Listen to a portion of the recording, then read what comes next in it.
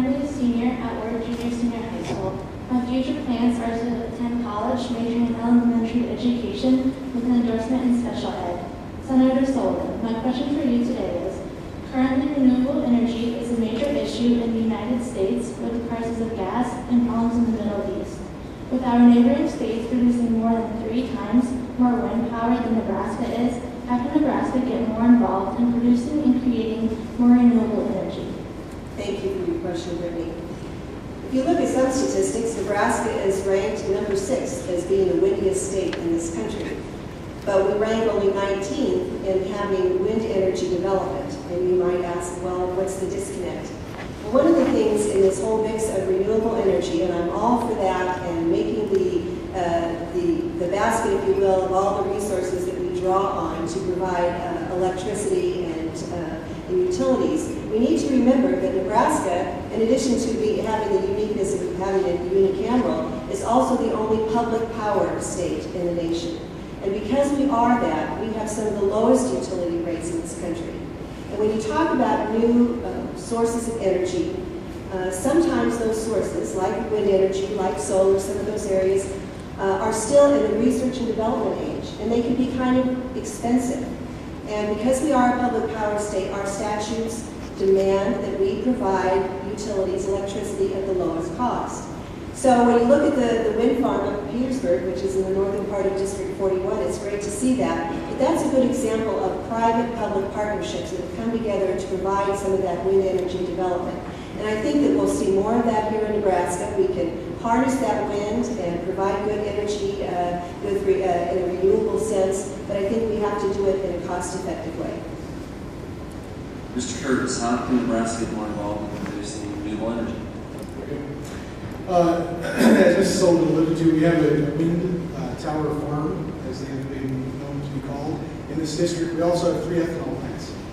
That was one of the things, and one of my main priorities in this legislative race, is to inform people that this district, regardless of what Nebraska looks like, I think this district is ahead of the ball in renewable fuels. The assets that we have are very large. The jobs that we provide are very numerous, and the things that we can produce with our renewable fuels, ethanol plants, and the wind farm are larger property tax base, which is great for the communities. It provides more jobs, which is great for the communities. Mrs. Sullivan talked about Petersburg. Perhaps better than the wind farm itself is the local business grocery store that moved out of downtown onto the highway because he couldn't keep up with the amount of people he was having to service. So there you see a direct benefit of growth directly due to those wind tower farms being there.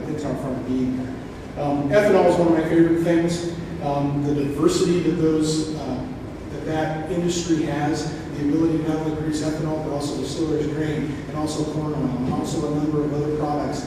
As Mr. Sullivan said, we're still in the investigation stage of a lot of these industries, and I think they need to be encouraged. That said, I believe renewable fuels, to be successful, need to be able to stand on their own 2 feet.